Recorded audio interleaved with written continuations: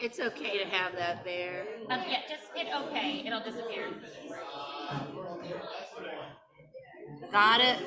Acknowledge, got it, yes.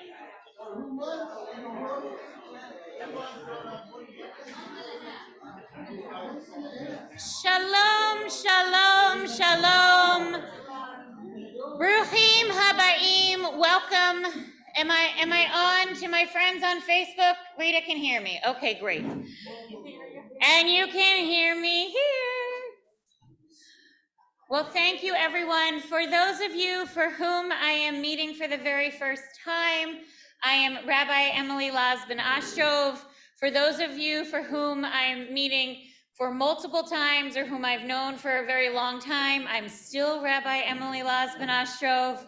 To me, that joke doesn't get old, but since only Barbara is smiling, oh, thank you, Josh is smiling as well. Okay, I appreciate it. You know, Josh, I can hear your jokes dozens of times and they're still funny, so I hope the same goes for mine.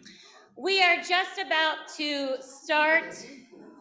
Just want to say a few quick things real quick. If anybody needs a seat, if anybody needs any seats, we'll make sure to put out a few more chairs. And we have one over here. There's a chair right here. And there's some chairs here and back there. So if anybody needs. I want to make a few real quick, I promise, temple announcements before we get started. One is our Hanukkah party is going to be on December 18th. So if you haven't yet RSVP'd, please do so. Look for our emails. We want you there to celebrate. We have wonderful copies of Beverly Tetterton's History of Wilmington for sale, with the proceeds going towards our temple.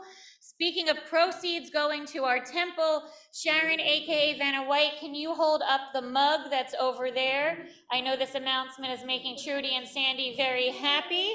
This is our Temple of Israel fundraiser mug. For just $18, you can take a sip out of the temple every time you have your coffee. Right there, we can sell them to you today or later. Speaking of selling, Sandy Apple, Rabbi Apple, raise your hands. The gift shop is open, and please come and visit after our program. One last very important fundraising thing. I'm asking everybody to take a form. This is our brand new gift card fundraiser. You can do it online if you like. The instructions are on here, or you can take this form and order gift cards. We've now extended it. We did one order last week. We're doing another order. This order is going to be due to the temple by Tuesday, December 13th, with pickup by December 16th. Every time you buy one of these gift cards through us, you pay for it at face value, you get it at face value, and we get a percentage. Depending on the company, it could be 2% or 8% or 10%. So just my cyber deals, I've already contributed $40 to the temple instead of these big companies. So, and that was done online. So I'm encouraging you to do that. I printed out forms for everyone, and we have our hoodie drive. Eileen, raise your hand. We have our fabulous hoodie drive going on. Glenn is going to show that for us. There's our Vanna White over there. We are collecting hoodies. Just think about it. You can buy a gift card and then buy a hoodie and give 2 donations. We'll do another Zoom to explain it, but please take a form, write a check. I'll be around afterwards if anyone has any questions. Sharon, I have a whole stack right here. 17, and I rushed yesterday to get it for 13%. So, you know, my Panera deal. So Ron, thank you. This is a huge fundraiser, can be a huge fundraiser for us, where we can honestly get hundreds, if not thousands of dollars over the course of the year that will not cost our members or our friends any extra money than they're already spending. So we really hope you'll consider doing it and buy a gift card before your purchases. Okay, that's my announcements. Lots of great things. And right before we start, would please everybody who is a member of our welcoming and membership committee or who otherwise helped put today together, please stand up so we can give you a round of applause.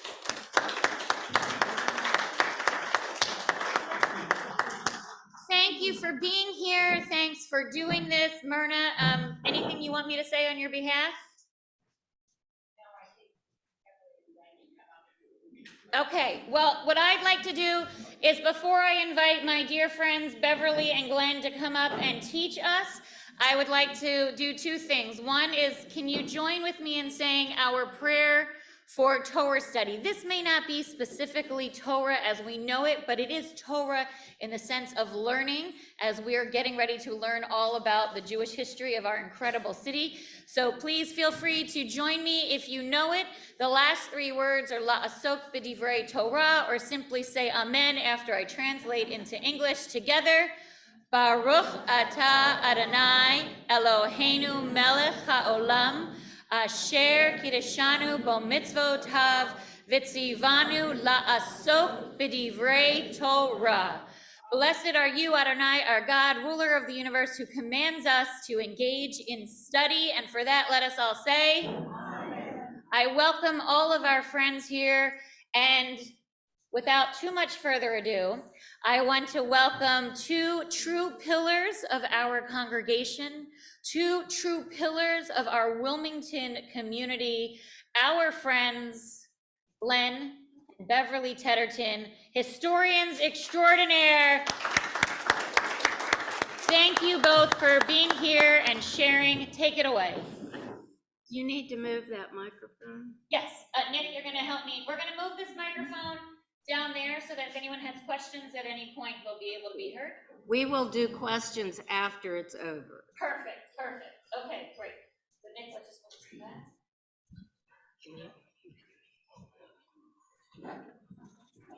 I hate seeing those. How do we get rid of those? Like this? Yeah. You move it.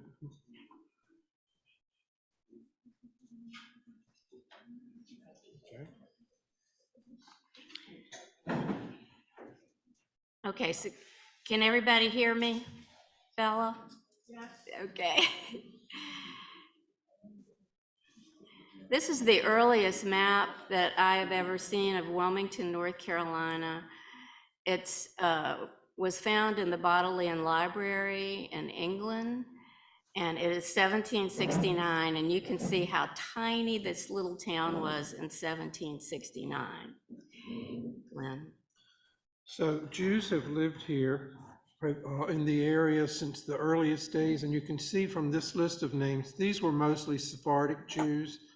And the one at the bottom. Can you not see over there? Can you see? Oh, they can't see.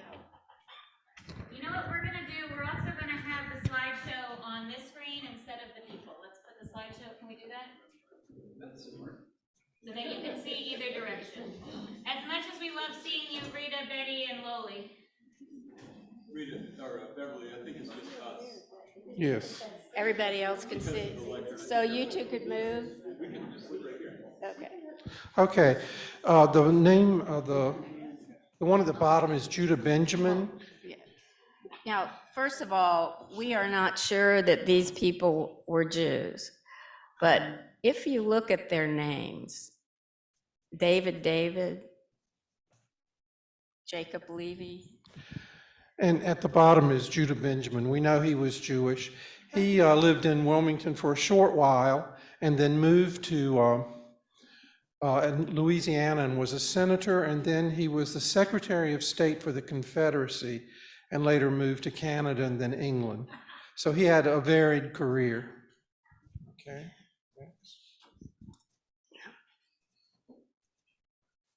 So I know if you notice those names, there was among them Rivera and Lazarus. And well, let me just say, people have been giving me portraits and paintings for a very long time. So if you have portraits or paintings, or if you want to give me pictures of your family, I'll be happy to take them. I have hundreds. But the guy, Aaron Rivera, he was a Jew who lived here very early on, and he owned slaves. And I helped write a book called Strength to Struggle, The African American History of Wilmington, North Carolina. The descendants of his slaves stayed here by the name of Rivera. They had a funeral home. They moved to Durham, and they continued with their funeral home. So after the book came out, one day this woman calls me from a university in New York, and she said, I got your book and I read it. How in the world did my family ever get that name, Rivera? And I said, well, they were slaves. She said, we always thought we were Hispanic or something. And I said, no, you're Sephardic, and your family is descended from slaves who were owned by this fella, Aaron Rivera. And she was like, wow, I'm Jewish? Welcome to the tribe. And then on the right, we have Esther Cohen Lazarus. She was the first wife of Aaron Lazarus, whose house still stands. The house still stands on Gray Street, the Lazarus house, and I'm pretty sure this is the oldest building in North Carolina that is at all related to Jews. It's over 200 years old. What's the address? It's in the 400 block. And when you go up to the front of it, it's plain. You have to go around the back. Yeah, you know where Mr. Goldberg's law office was? Yeah. That was on the side. And I've actually seen this painting in Switzerland. My friends, Margaret and George Siegel, who live in Basel, Switzerland, invited us to come see them. And I sat in their dining room and looked at this beautiful portrait of her ancestor. So in the early 19th century, North Carolina went into an economic decline. It was primarily an agricultural area, and they had more children than acreage. So what could they do during this Rip Van Winkle era? They packed up and settled the South by moving west to Georgia and Alabama, all the way out to Texas. You'll see the same last names all through the South. Southern culture was invented in North Carolina. And by this time, those Sephardic Jews were long gone. How does the Sephardic Jews settle more around Charleston and Savannah? Well, they were here. They were there, they were here. The Riveras, the Lazaruses. There were few of them. And you know where the Lazaruses, they went to church at St. James, Virginia. So what happened? This is the earliest image I've ever seen of Wilmington. You know, I worked in the archives for 31 years, and that is a picture of decrepit Wilmington. And I also got a letter about that time. People used to give me letters for the archives, and it says, Wilmington's a hellish place with disease, no hospitals, and the skeeters will eat you alive. And if you don't know what skeeters are, they give you the yellow fever. It's in a letter that's in the library. Was it my mother-in-law? Actually, I think it was somebody, I don't know where it was from. Well, the revival of Wilmington's economy came about because of naval stores, timber, tar, pitch, and turpentine, Wilmington was the center, and as long as most ships were wooden, these were essential items. So it did bring some prosperity back, and the port was deepened, and the town started to grow.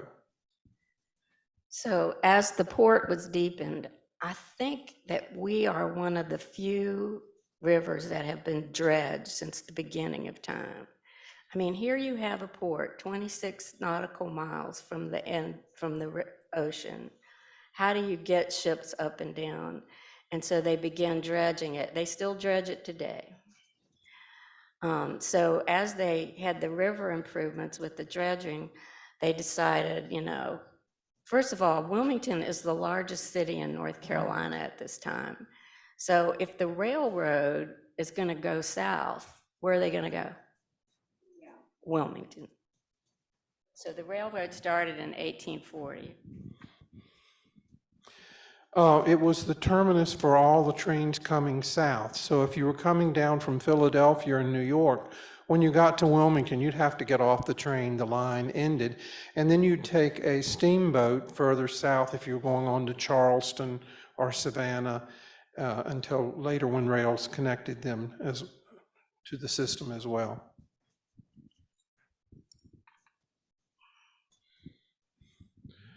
So, and also in the early 19th century, there were big changes going on in Europe. English industrialization wreaked havoc on the German rural economy.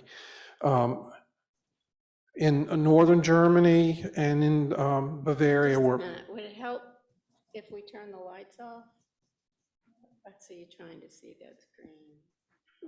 I'm just trying to read the little. Oh, okay. All right. I'm looking for a telescope, which is where my family. Well, that map might not show everything you need, but the blue area, the Kingdom of Bavaria in the south and along the Rhine, was the area where most of Wilmington's Jews came from. And the reason they came is the economy was disrupted. Bavaria had strict rules about what Jews could do. In the villages and small towns, only so many Jews could be married. So if you were young and wanted to get married, you'd have to wait for somebody to die. Seriously.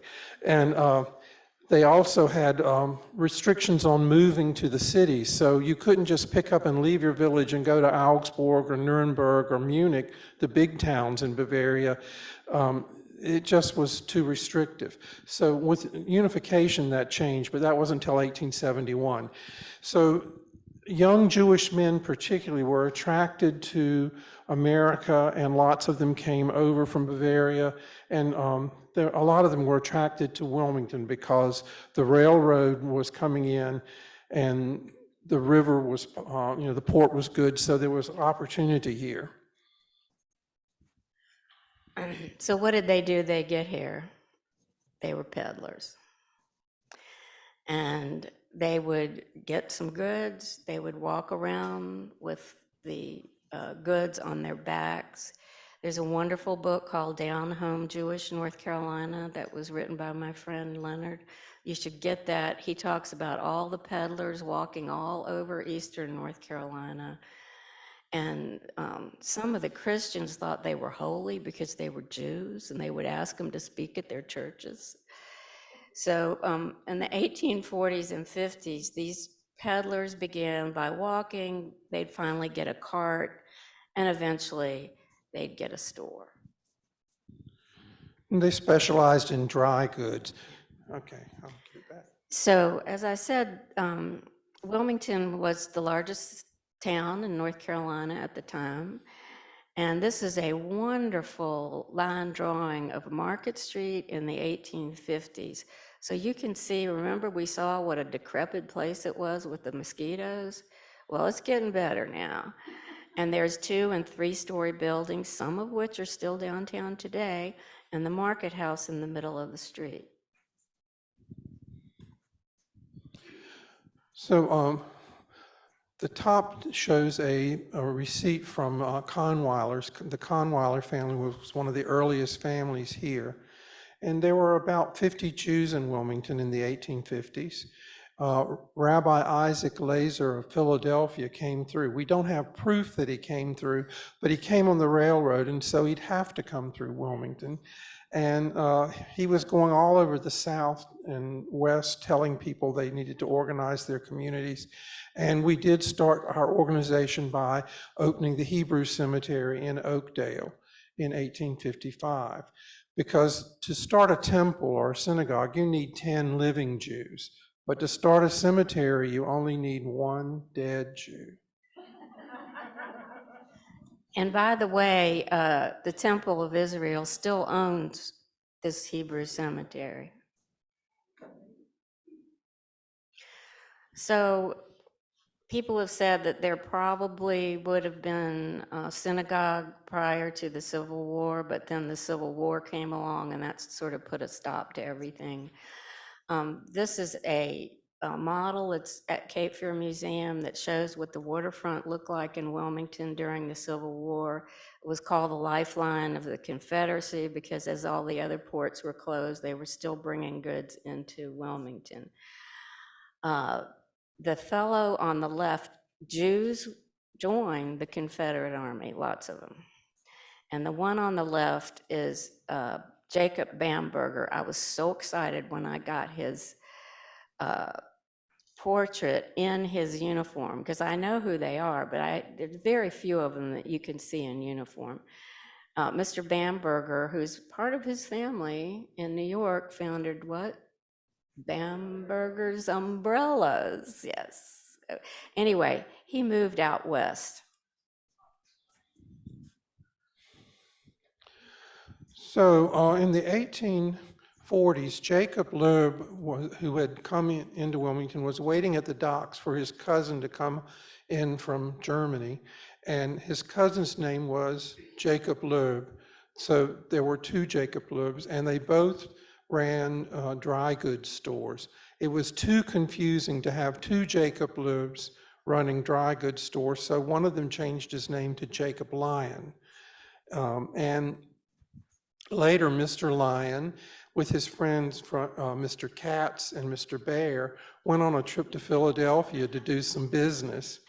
And when they finished conducting business, Mr. Bear said, I have a friend, Mr. Mouse, let's go call on him before we go back to Wilmington.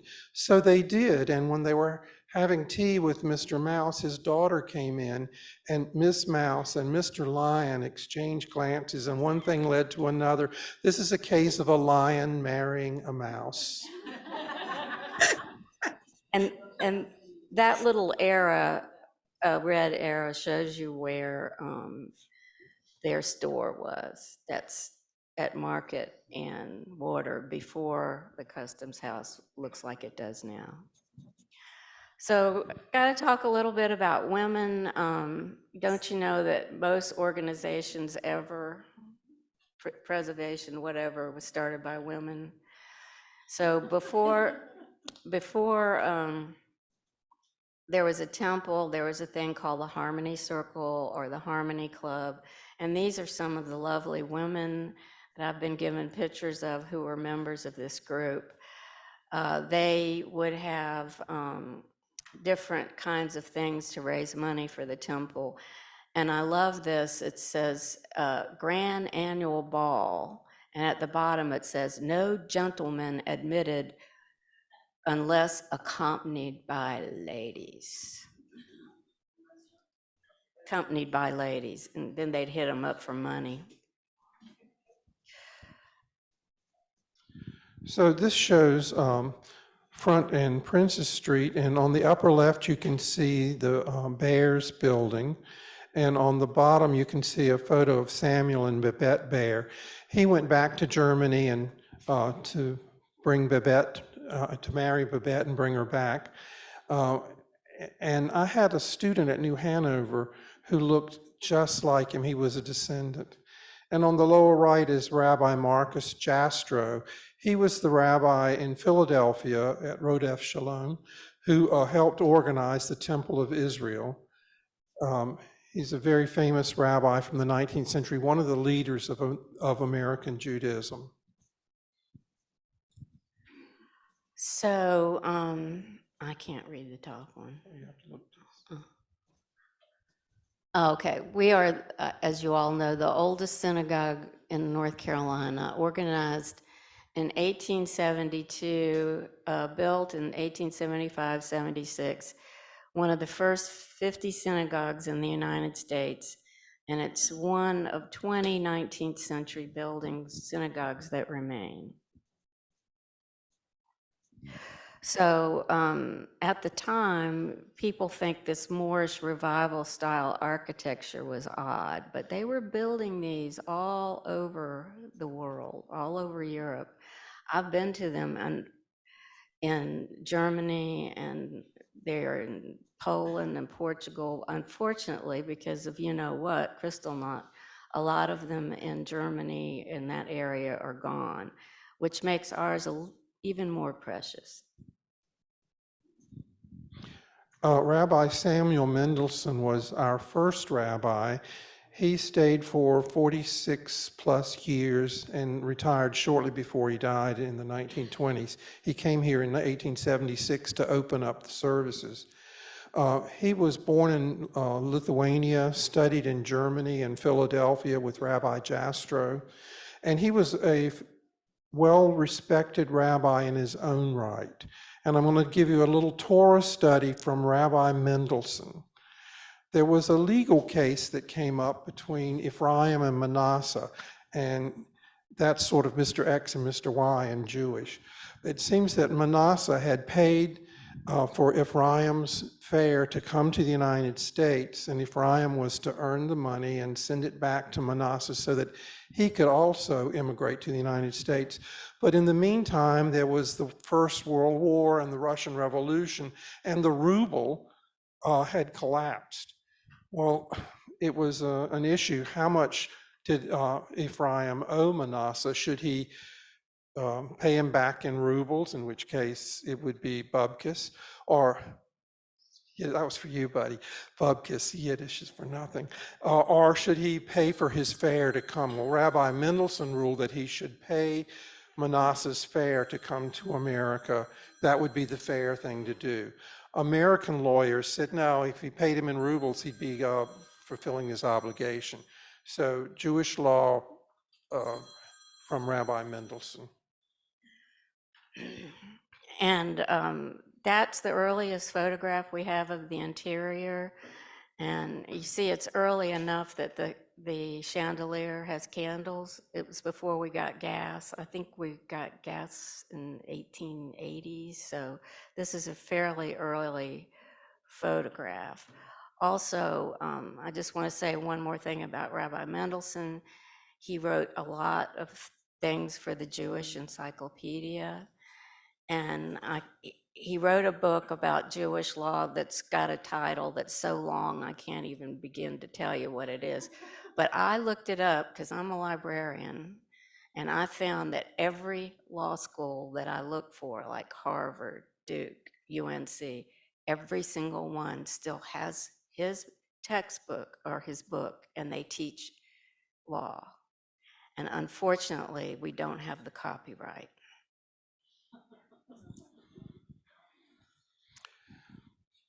Oh. Oh, yeah, that one's yours. Oh. I wish I had a picture of Rabbi Mendelsohn's house, but I've been getting over a cold and didn't get a chance to walk over there and take a picture of it. But if you go on my Jewish walking tour, the house is still there, and it's over on Chestnut Street, the 400 block. So these little Blumenthal boys, now they're not the Bleedenthals, the Blumenthals. The Blumenthals were early members, and I knew them quite well. Mike Blumenthal I knew for a long time. In fact, I called him Uncle Mike. But anyway, these Blumenthal boys, during church services, they snuck down to the waterfront, crawled through a window into a warehouse. And in those days, you know, they had these big bins of stuff. Well, what did they find? Licorice. And they just stuffed themselves with licorice and stuffed themselves. Well, then they they hear the church bells ringing and they're thinking, we got to get out of here. So they make it up to Rabbi Mendelssohn's house and went into his toilet because everybody had outside toilets then. And they got really sick. Rabbi looked out the window and he said, oh my God, what are you boys doing? And he said, please don't tell our parents. Please don't tell our parents. And he marched them right home and told their parents. And you're not going to believe this, but in an old newspaper that I saw at the library, this was in there. There was like, I don't know, maybe in the 60s, they would do reminiscences of the past, and they had their own cartoon, drawer. And this was in the paper with the cartoon.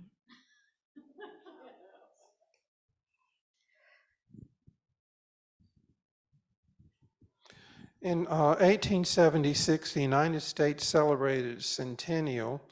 We had the first Jewish mayor in North Carolina, Mayor Fishblate, and the temple was opened. We started the congregation in 1872, so this is our 150th year. And it took them until May of 1876 to have their big inaugural service at the temple. So that was the big dues in the 1870s. And Rabbi Mendelssohn made sure everyone knew at the dedication that we are standing here at a place where Jews could not vote or hold office just a few years ago. It was 1868. 1868 is with the when. new constitution. So, those poor little peddlers, they did pretty good. And these are some of, if you go on my Jewish walking tour, not all these buildings, but a lot of them are still there. And it's like Einstein, Reinstein, Roseman, David, one after the other. And the Bears had wine. They sold wine. They were also merchants.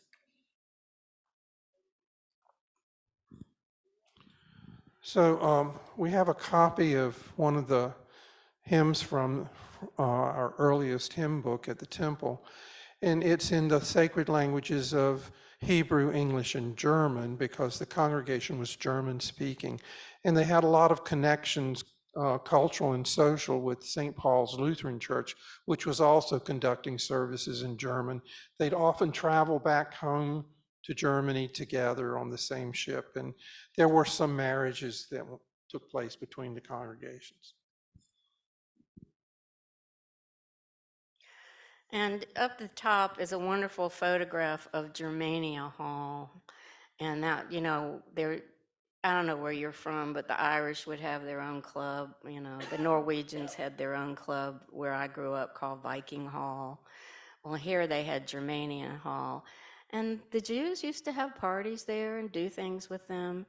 On the left is the Bears Beach House, and look what they're doing. They're the ones that made wine. Siggy Weiss gave me this photograph, and there they are sitting on their porch at Wrightsville Beach, proudly drinking wine. And then on the right, that is a photograph a Catholic gave me, and I couldn't believe it because there's the Catholic school, and they're Catholics and Jews. They sent their children to this Catholic school.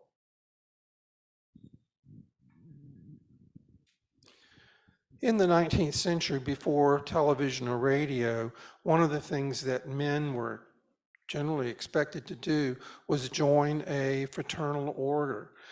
This shows the Knights Templars meeting on Orange Street in 1900.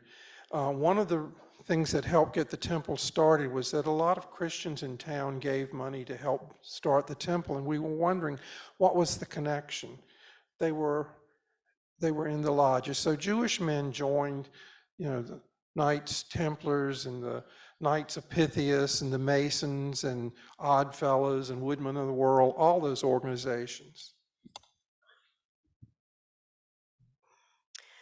And here, these are some of the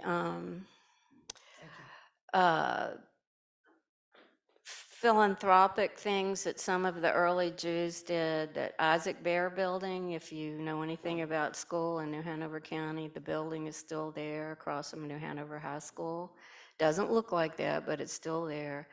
And then the Jacobys were very big independent order of Odd Fellows, and they helped build an orphan's home in Goldsboro.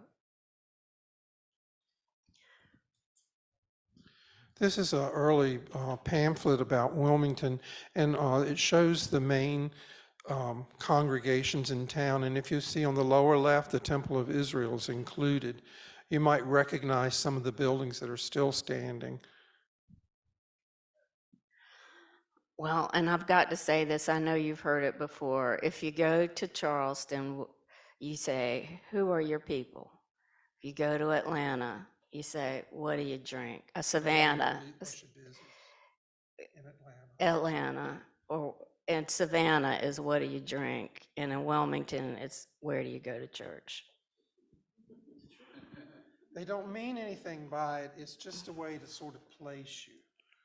You know, I once went to like a village and one of the department stores was facial, and a woman said to me, "What church do you go to?" That's the Wilmington question.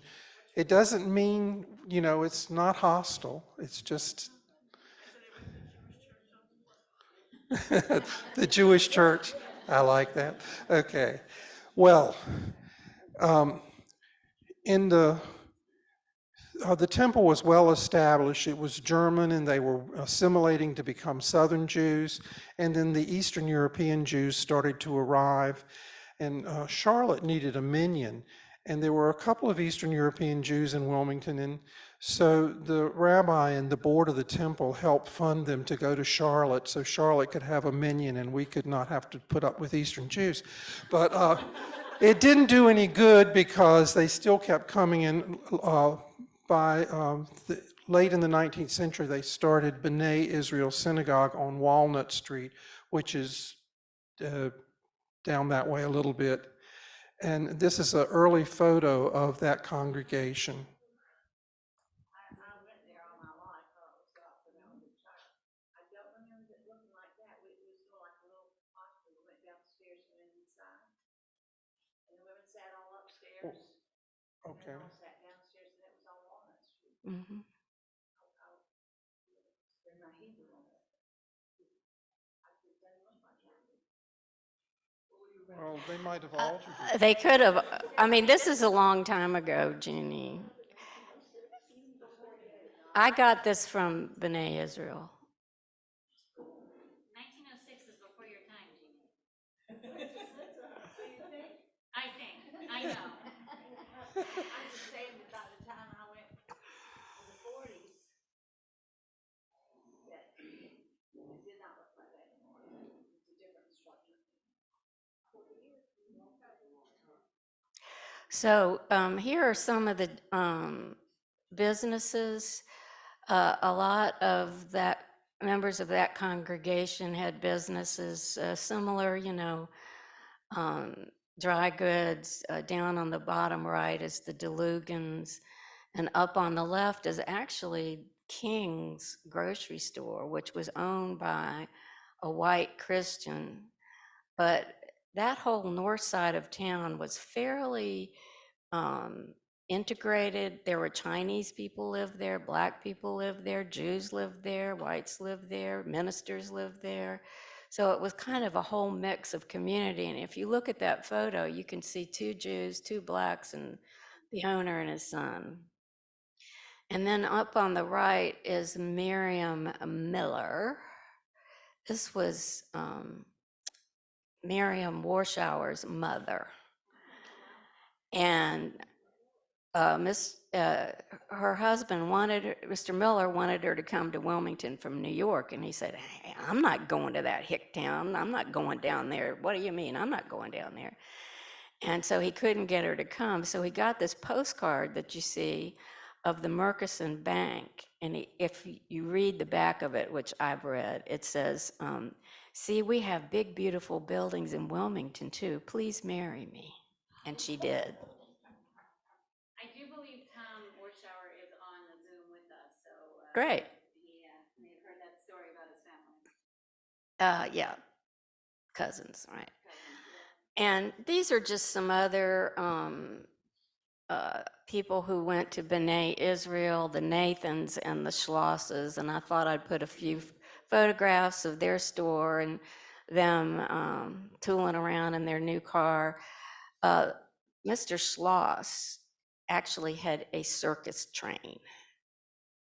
I've seen a brochure of the circus train. He also ran Thalian Hall. He did a lot of really great stuff, you know, with the theater. He ended up, when we had talkies, he had sloshed theaters, and interesting guy. Arthur Bleedenthal was the first Wilmingtonian to die in World War I. He flew for France and his plane crashed. And these show some other people who were involved in the First World War. I can't tell the names. Well, no, you don't have to tell the names. Anyway, he's buried at Oakdale, and I know a lot of us have been on Oakdale walks with Eric, and you'll see his grave. It had a plume de guerre on it that had disappeared years ago. And so I found actually found a picture of it, what it looked like, gave it to Eric, and we had it remade and it's back on the stone now. It was a gift from France. Yeah. You know, this is what I do in my boring time. So this is Rabbi Mendelssohn's wife, Esther. She lived on after he did, and she did a lot of work with the community, and you can see there she is with the Sunday school class. And she was also the longtime secretary of the Red Cross. And when World War I came along, they said, she's German. And they tried to get rid of her. And so a lot of people in Wilmington, like the Hugh Tafts, I know for one, and others said, she is the most wonderful, kind, perfect person in Wilmington. We are not going to get rid of her. And so she stayed on. And interesting, at the time they were trying to get rid of her, her son, Charles, was breaking the German code. There's a whole book written about Charles Mendelssohn. He's buried at Oakdale as well. But he worked with 3 other guys to break the German code during World War I. It helped that he spoke German. This shows a Purim party in 1913 at the temple, and they're certainly well-dressed children.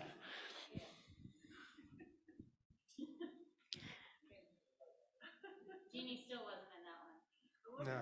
I'm up there somewhere, aren't In 1913, yes, there's Jeannie down in the front row. That looks like fun. So we'll just quickly get into the 20s. There was a woman by the name of Miss Buck. She was actually, I think she was a Fishblade who married a Buck, and then they separated. But she had this roaring 20s store on Front Street. And women would come from all over Eastern North Carolina just to buy her clothes. And then down on the right is the Feast of Pirates. In Wilmington, every year they would have the Feast of Pirates, and what would happen is a ship would come in, and they would get off the ship like pirates. They would go to the city hall, they would capture the mayor and put him in a cage and say, we're having 3 days of fun. And I wonder how our current mayor would like that. But anyway, and then down on the bottom, you know, they had beauty pageants, they had baby pageants, they had all kinds of things during the Feast of Pirates.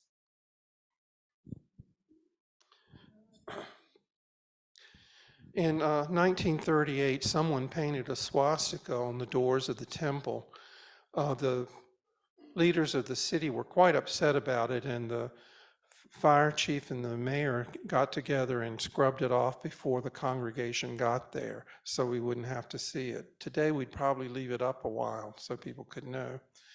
Rabbi Thurman, in his first tenure, was here in Wilmington, and he translated some of Mein Kampf and gave a lecture about it at New Hanover High School. It cost 25 cents to go to the lecture, and it was packed.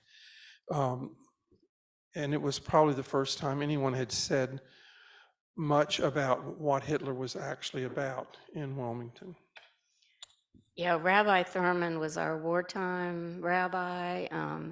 There were USO clubs, which we'll talk about, but he also had one in Rosenthal Hall, or the basement of the temple.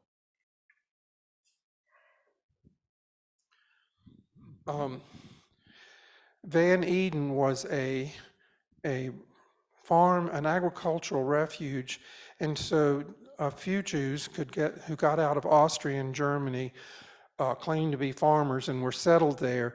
These were Viennese people who wore suits when they went out to work in the fields or to milk the cows. They were not really farm workers, but there were visas that would allow farm workers to come into the country. So they took those, and Van Eden kept them alive.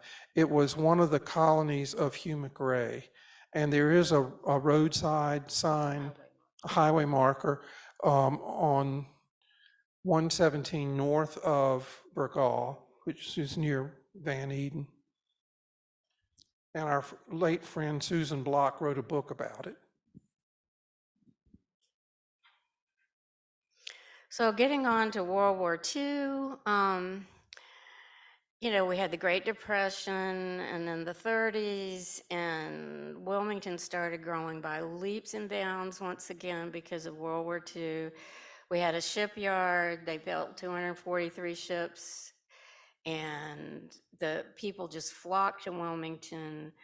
There were some marriages. Down on the left is Max and Marie Kahn, who got married in the temple, and up on the right is Miriam and Sam Warshauer. He's in his uniform. She had to go to Louisiana. Yeah, and she followed him out to San Francisco, and that's where he shipped out. Oh, it's a story that love story you wouldn't believe. And then down on the bottom, which I'm sure you've all been there, is the Hannah Block USO Club. If you haven't been there, it's one of the few that remain in the shape that it was when it started. So hundreds and hundreds of people would go there every weekend and dance and sing. And Fred Block, Frank Block, Second and Orange Street. Yeah, Frank Block, when I worked on the committee that puts the plaques on the buildings, and we put a plaque on it when it turned 75 or something. And Frank Block went to it, and he said when he was a little boy during the war, his mother, of course, would be there. And, they'd have music and they'd dance and all this stuff. And they'd get off a bus from one of the camps, like Camp Davis. They'd get off there, and then they would get ready to leave. And Frank said he's sitting up on the windowsill, and everybody's crying. And he said, "Why are they crying, Mama?" And she said, "Because they're not coming back." It's quite a story. They named the building for her. So here are some Jewish Wilmingtonians who fought in World War II. Reuben Kaminsky Schwartz. I know a lot of you know the Schwartzes. There's Warshauer, Dr. Warshauer. The Solomons we know quite well. Aaron May had the shoe store. Remember, Jeannie? Man, when we moved to Wilmington, everybody said, "You've got to go to May's shoe store. They can just look at your child's feet and tell exactly what size it is." And they did. Best shoes for children, yeah. And Sieber, and there's my friend Fred Sternberger. I was just devoted to Freddie. And I used to call him and send him postcards and letters and keep him going. And then there's a Goldstein, a Bear, and DeLugan. oh yeah, Mr. DeLugan. Mhm. And he would come every year on the Veteran Shabbat in his uniform. Even in his 90s, he was wearing it, and just may his memory be for a blessing. Yes. And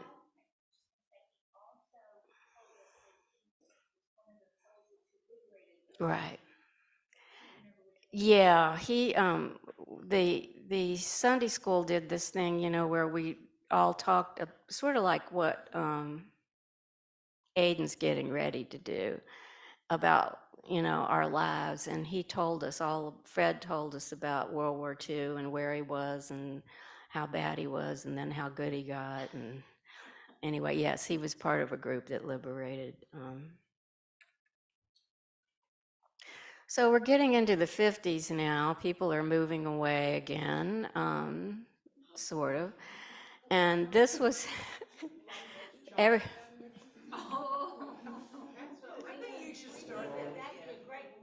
No ideas, please. this is Ladies Concordia made money by having a womanless bathing beauty pageant. And so there's Max Kahn and Mr. Oppenheimer, if you knew the Oppenheimers, a Bleedenthal and a Kaplan. Anyway, a lot of us think this would be a good fundraiser. I'd pay money not to be in it. Any takers right now? Any takers? So, something else pretty cool happened in that era, right? That's Jeannie and Lank's wedding photograph. Yeah.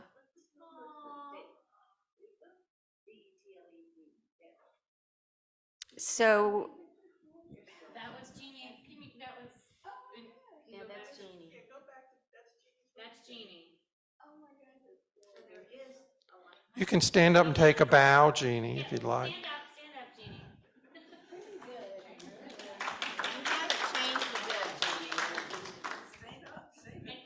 Jeannie just said if people don't think Link really exists, there he is. Oh, there you go. Okay, next slide. In 1955, B'nai Israel built a new synagogue on 26th and Chestnut Street, and they carried their Torahs from Walnut Street, which is between 3rd and 4th, all the way out to 26th and Chestnut Street. I really wish I had been around to see that procession. I think it would have been wonderful. They carried it and then passed it on to the next one and had a march. It's a lot of blocks. It's a long way. Then in 1973, the facade was bombed by the rights of white people. And when they rebuilt, they changed the facade to its present look.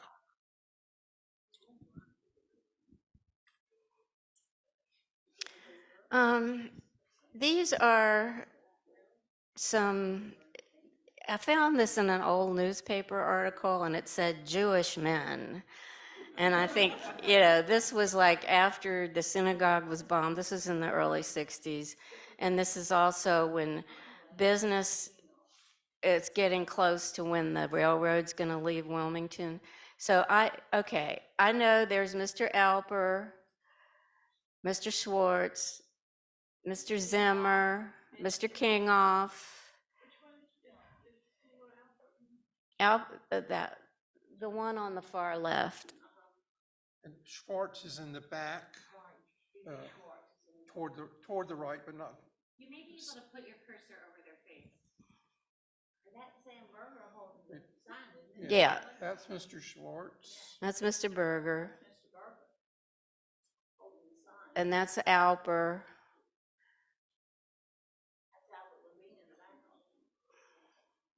Okay, well. Well, anyway, I just, to think that this photograph was in the newspaper in Wilmington and it said Jewish men, 1963, and I don't know what they were doing. The back of the photograph just listed who they were, but looks like they're doing something important. It might have been when we became one of those cities. So what happened, things go up and down in Wilmington, and the Atlantic Coastline Railroad was enormous here, and I mean enormous. Having done all of those plaques on all of those houses, there's like 500 that I've been a part of over the years. And I would say a large percentage of them said he was a conductor. He worked for the railroad. He was an engineer. So it really was an enormous business here. And when it left and moved to Jacksonville, Florida, something like 1,200 families went with it, and the town died. And you can see the temple ain't looking so good at that time either.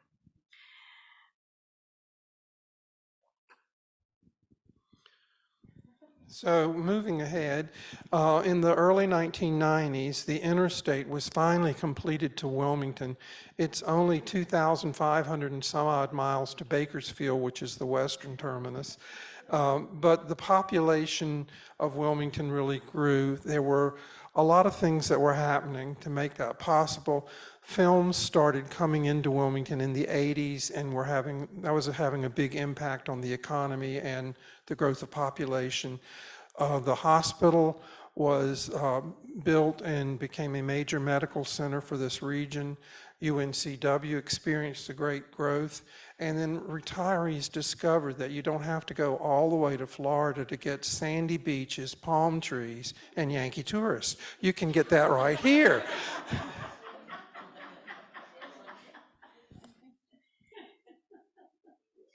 And basically, that's all we have to say. Are there any questions or comments or? Mr. Rothberg?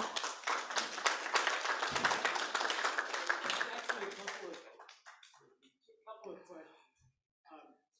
Josh, I'll join you in the one of medals. Yeah. So a couple of questions. So when you're talking about in the early 1800s, when the economy died, so were there many Jewish plantation owners who had enslaved people? No, not around here, but there were some in South Carolina and Georgia. We have a friend who's got his PhD in Southern Jewry, and Anton found lots of instances where they had plantations. As far as I know, all of our early Jews lived in town because of the port. So in general, when the economy died, did the plantations stay, or did they move yeah. west? And did they take the enslaved with them or sell them downriver? Both. Sometimes they picked, when they moved to Alabama or when they moved to Mississippi, they took their slaves with them. Sometimes they just got out and, started trying to relive again. And the last question, so it was a big port, naval stores. Late 19th century ships were no longer wooden. What did that do to the sea marine related industry? After the Civil War, Wilmington became a real center for cotton export, and it was in some ways a very prosperous time, and you'll see lots of buildings downtown and in the historic district from the late 19th century. And the money from that, for that largely came from cotton export. So it was going out of the port of Wilmington. We had trading stations in Lille and Antwerp and Hamburg and Liverpool. So, it was big. Then when World War I came, that trade collapsed and Wilmington went into a decline. And so it goes up and down, particularly when you're really involved in one or two economic areas. We have a more diversified economy now. So no shipbuilding during World War I then? Oh, yes. There was shipbuilding. Okay. Oh, yeah, there was shipbuilding. There was shipbuilding in World War I as well as World War II. And also, if you've been to the Cotton Exchange, the building, if you're facing the Cotton Exchange, the building on the right was the headquarters of Alexander Sprunt and Company cotton merchants. Rabbi? You drive south to Holly Ridge. If you drive south to Holly Ridge, you go north to Holly Ridge rather, and you make a left, you can go to Camp Davis. What's left there are the runways, and some buildings, because I had to be there with the Marines periodically. And that's where Camp Davis was. And then they had a hospital there for the wounded and everybody during World War II, that then came back home. That's it. And, you know, I have to tell you, you know, when I said a lot of marriages were made, Ken Alper used to be my volunteer at the library, and man, I loved that guy. And he was married to Horty Finkelstein. And Ken was stationed here in World War II, and he, you know, had kind of an Orthodox upbringing in New York. And he could not walk to the synagogue. He couldn't drive to the synagogue on the Sabbath. So Horty, they would leave Forest Hills, and Horty would drive the car, and Ken would walk behind it. I love those folks. Yes, Mr. Unger, and then, Services changed from German to English in our. well, German was gradually replaced by English, but World War I was a serious catalyst for not being openly German-speaking. It became extremely unpopular. In some states, it became illegal to teach German.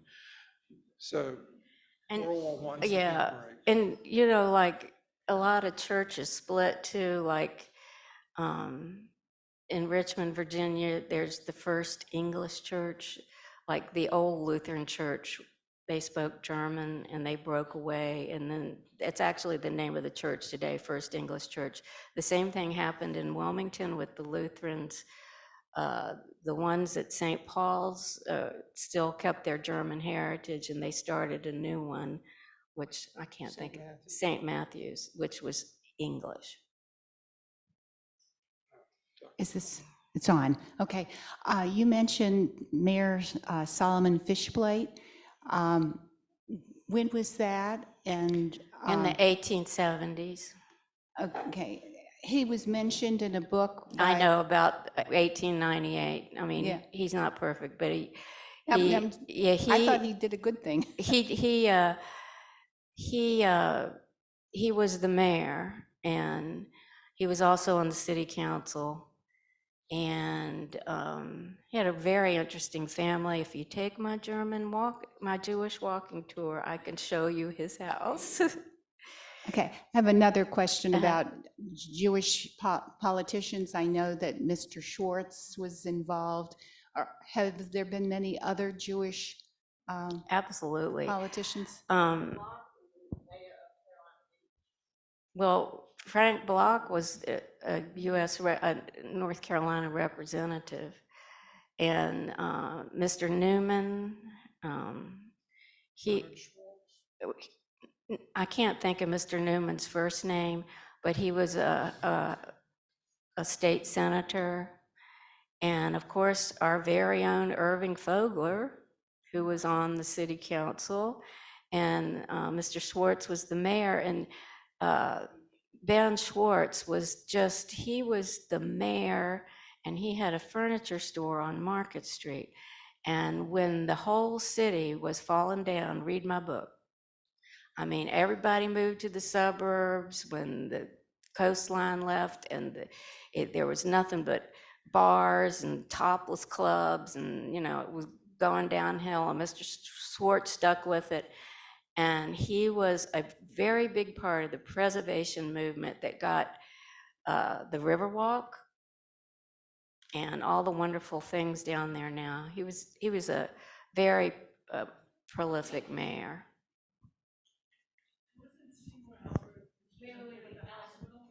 Okay, Seymour Alpert. Yeah, he built the, Seymour Alpert was big in building the built the hospital hospital. and the public library. Yay, when they converted it from Belks. You can see the Alpert's names on things around. Right. Hannah Block was mayor pro tem. Yes, at she one was. time. And she was also the one with the USO. Mhm.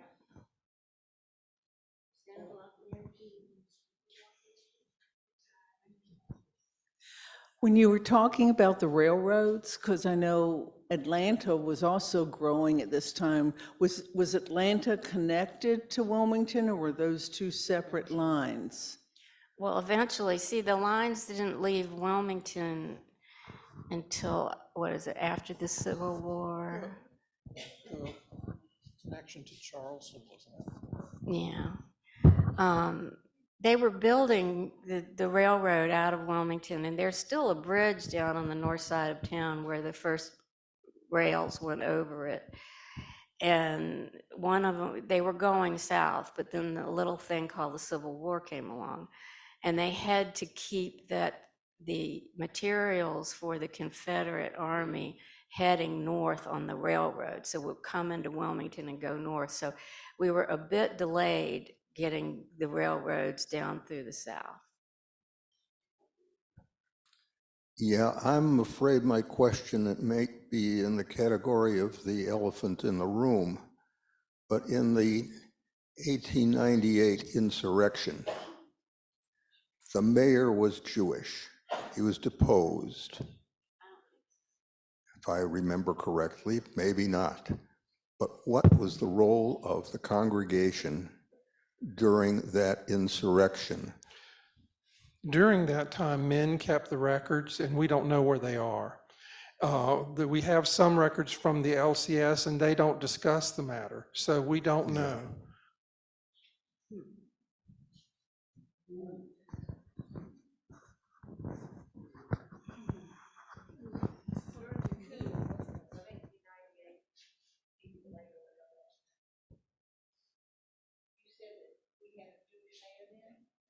No, Fishblade was not the mayor at the time.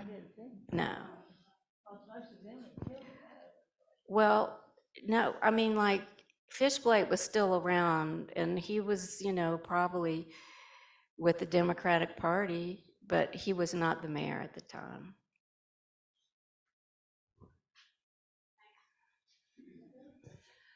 With the swastika that was at the temple in 1938, I mean, at that, no, 1938.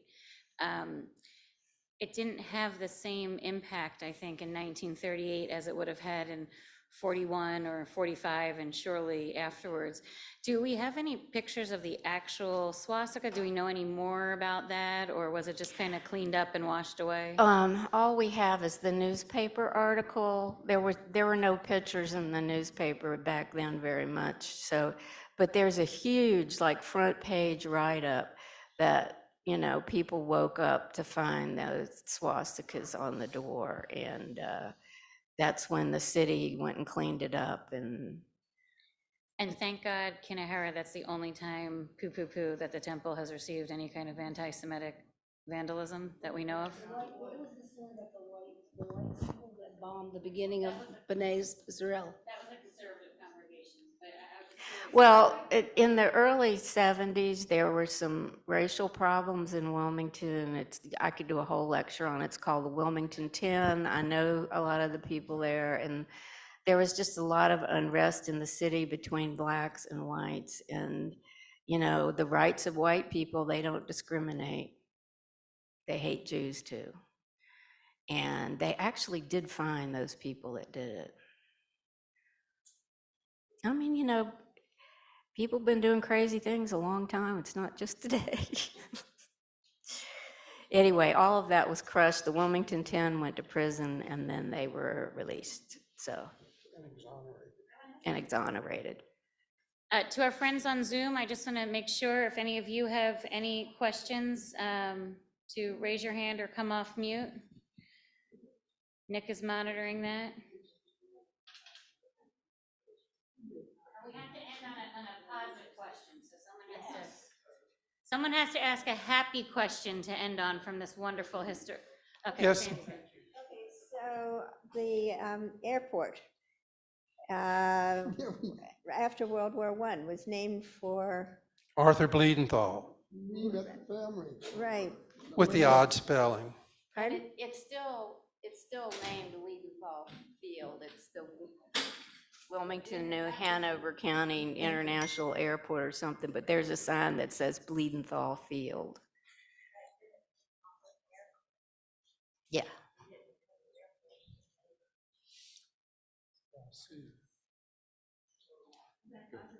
On a positive note, if you read the blanks on the different buildings in Wilmington, whether you're talking about the Wilson Center, whether you're talking about the hospital, if you're talking about the college, if you're talking about Thalian Hall, there are Jews' names up and down on those plaques. And it's very gratifying to see how much the Jewish businessmen and wealthy people have contributed to the culture of this city. I think we should be very proud. Even those of us that are not very wealthy, give a little bit what we can. Is there any written documentation of like the growth of Jewish population in this area? Yes, it's called a census.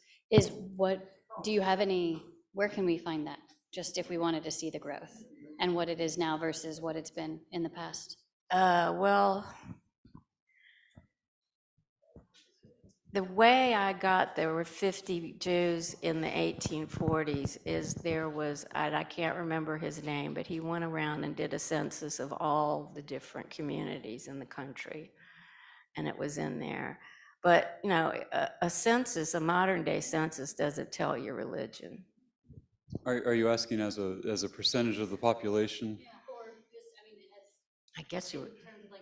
Have there been more Jewy times than others Now, Yeah. in history? Now Yeah. is the most? Yeah, when the railroad left town, a lot of Jews left. I mean, y'all, you should know how many people are in our congregation. Right now? Yeah. I think that's the only way you can There's know. at least that many and more that are not affiliated with us or B'nai Israel or Chabad. So there's no system To end on a nice note, Yeah. Rabbi Emily and I have discovered that there is little to no anti-Semitism in the neighborhood, in our city. And to deal with the people that I've dealt with and that she's dealt with, they embrace us. Oh, yeah. I find that every place I go in Wilmington, and we are an important part of this community. Everybody in the Jewish community is an important part of the community, and I think that's a nice way to end this. Amen. And Josh, you deal with it in your insurance company. Absolutely. I think a nice way to end this would be to thank Beverly and Glenn Tetterton for the hard work that you do to document and to preserve this this crazy, funky Southern Jewish culture that we have here in Wilmington, North Carolina, that we're very proud of. And we're also very proud of you and the work that you guys do. And can't tell you enough how much you mean to this congregation. Thank you, Josh. Last question, as our historian, who would you say is the most prolific pickleballing president the Temple of Israel's had? Mr. Heinberg. I've just heard